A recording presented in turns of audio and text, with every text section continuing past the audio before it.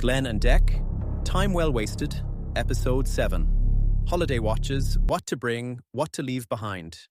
Welcome back to Glen Dec, Time Well Wasted, the only horology podcast where the watches are serious, but the hosts absolutely are not. Today's episode is Holiday Watches, What to Bring, What to Leave Behind. And before you ask, yes, Declan is late again. But this time he has an excuse. He's in Spain, Málaga, sun splitting the stones, 20 degrees, and he's allegedly sober. We'll confirm that shortly. But I'm not alone in the studio. We've got a special guest, a man who spends half his life in Spain, half in Ireland, half in London, and yet another half explaining why he brought a €12,000 watch to Magaluf. Ladies and gentlemen, George. Thank you, Glenn. It seems I have 4 halves. Pleasure to be here. And yes, the rumors are true. I did bring a rather expensive watch to Magaluf, and yes, I did survive. Barely. George, you're the only man I know who went to Magaluf with a luxury watch and came back with trauma. Hey. Well, I also came back with sunburn, a parking ticket, and a deep distrust of seagulls. Hold on, George. I think Dec is ready to jump in and join us from Spain. Dec, are you there? Roger. Hola lads, or amigos as they say over here. Look at this. Malaga, sunshine, tapas, and I'm sweating like a Sinew 50 watch in a sauna. You sound like a man who's been drinking since breakfast. I haven't. I started at brunch. Big difference. Hello, Declan. George, you're in the studio. Glenn, I thought you were joking last week. You replaced me with a man who wears loafers without socks. That's true, but he's classier than you, Dec, and he's on time. Stay where you are. Right, George, tell the listeners, what was the watch and what happened? Well, yes, I confirm it. That did happen. It was a Rolex Yachtmaster 40, platinum bezel, about €12,000 at the time. I wore it to Magaluf because I'm an idiot. Sometimes. Confirmed and approved. So, that day, I was walking along the beach, minding my own business, when I dropped the watch, straight into the sand. Now, normal people would pick it up. But no, a seagull swooped down, grabbed it, and flew off. Oh my gosh, no, it didn't. I say this with great regret. It did. A full-sized, wing-flapping, Rolex-stealing seagull. Looked like it had been training for this moment. Did you chase it? Of course I chased it. I suppose that's one way to describe it. I sprinted down the beach like a man possessed. People thought I was doing some sort of English triathlon. Did you get it back? Luckily, yes. The bird dropped it onto a sunbed occupied by a very confused German tourist. He handed it back to me and said, "This is why I wear Casio." He's right, you know. Don't encourage him. George, a seagull stealing your €12,000 Rolex? That's not a holiday story. That's a warning from the universe. If a bird with the IQ of a wet sponge can outsmart you, maybe Magaluf isn't your natural habitat, don't you think? Well, Glenn, when a seagull steals your Rolex, you don't question it. You simply accept that the bird now outranks you socially. Honestly, the way it flew off, I half expected it to open a beach bar, start a crypto scheme, and sell the Yachtmaster back to me at a profit. Magaluf is the only place where even the wildlife is running side hustles. Right, lads, focus. Dec, you're in Spain. What's on your wrist? Today, nothing fancy. I'm being practical. The Tissot PR X-Automatic 80. Perfect holiday watch. Slim, comfy, and if I drop it in the sangria, I won't cry. If I may, good choice. But I've been eyeing something special to bring home. There's a shop here with a Seiko SLA 073 J1, the Blue Dial Cave diving watch. And lads, it's calling to me, whispering, seducing me, like a Spanish waiter trying to upsell prawns. Be honest, are you buying it? I'm thinking about it, but I also promised myself I wouldn't buy another watch on holiday. But do I have any choice? Ah, yes. The classic lie collectors tell themselves. Right, let's get into the meat of today's episode, holiday watches. What to bring, what to leave behind. Because some of you pack watches like you're fleeing the country. Declan is a good example. Glen brings more watches than socks. Ha. Because watches don't smell after 2 days. Depends where you take them. Rule number 1, bring one watch you can beat up: a G-Shock, a Seiko diver, a Citizen Eco Drive, something that won't cry if you drop it on tiles, Or if a seagull steals it. I will never live this down. Rule number 2, bring one watch that dresses up.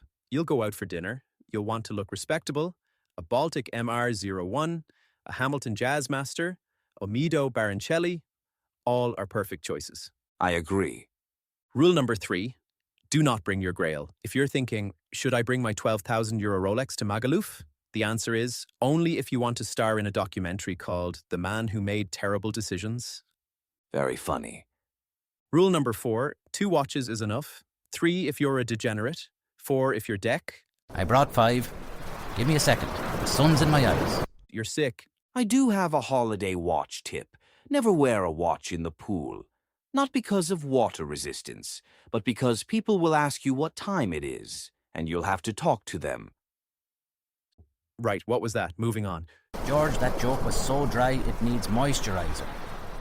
Right, lads, rules aside, since we've already covered seagulls with expensive taste, let's talk properly about holiday watches and the mistakes we've all made. I want to discuss travel tips, including watch accessories and watch insurance. Who wants to go first? Me. Because I'm sweating, and I don't know how long I will last. Oh, and I've made loads of mistakes. First time I went to Portugal, I brought 4 watches in a sock. A sock, Glen. I looked like I was smuggling potatoes. You're a disgrace to horology. My suggestion here, folks, travel cases exist. A simple 2-slot or 3-slot watch roll, leather, canvas, whatever, protects your watches and stops airport security looking at you like you're transporting explosives. I use a hard-shell Pelican case. Waterproof, shockproof, and frankly, more secure than my flat in London. Yeah, but George, your Pelican case probably has a mortgage. True. Only a small one. In Kensington. All right, proper advice. If you're flying, keep your watches in your carry-on. Never, and I mean never, put them in checked luggage. Unless you enjoy gambling with fate. Or unless you want your Submariner to go on its own holiday to Frankfurt. Mine once went to Birmingham without me. Worst day of its life. Next, accessories.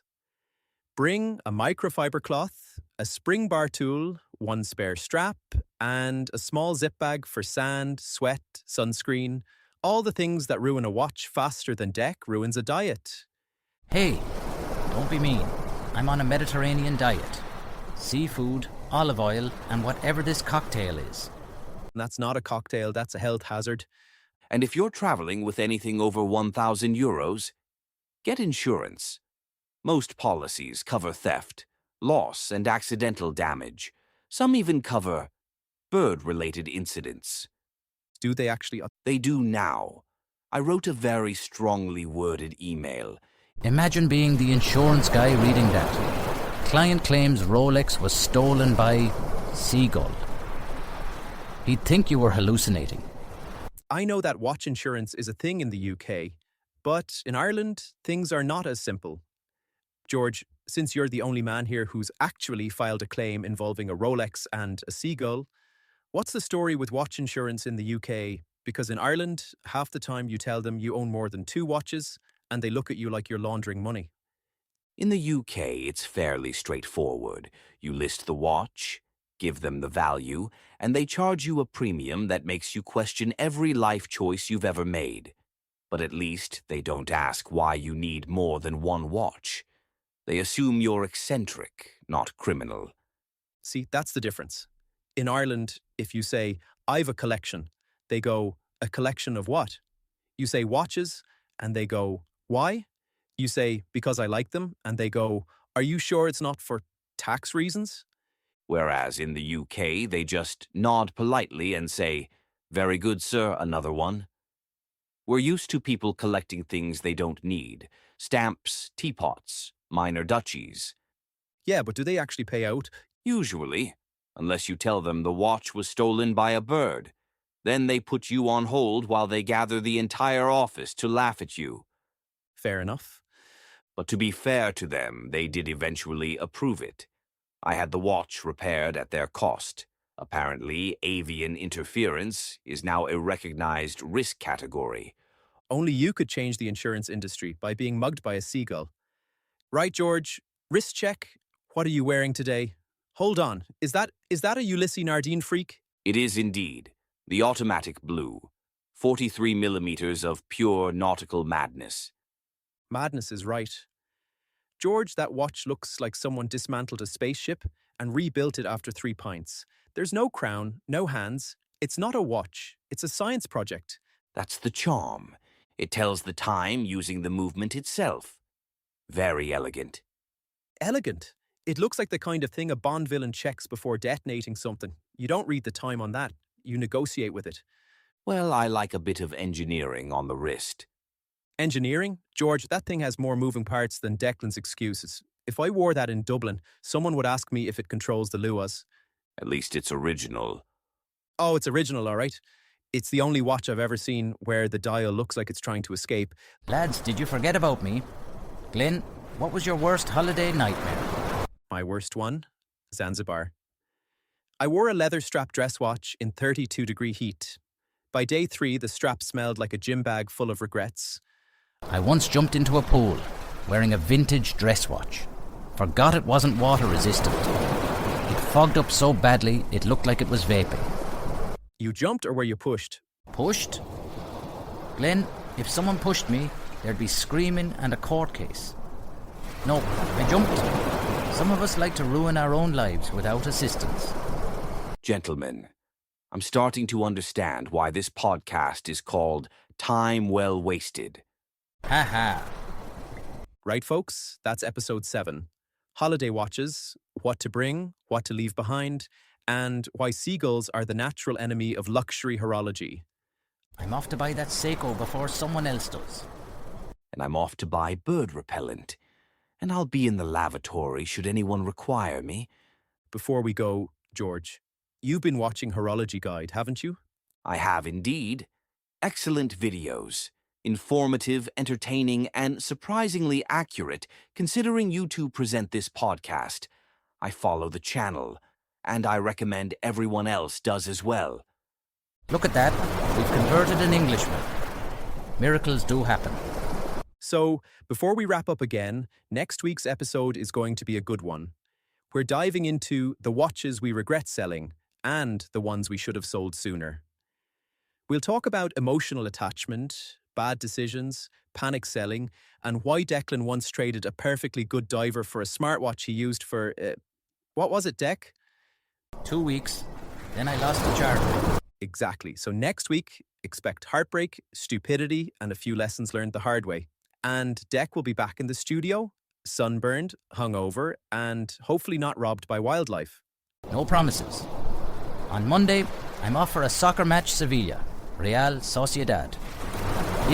I'll tune in. I enjoy watching other people make worse decisions than I do. Perfect. That's the spirit of the show, right?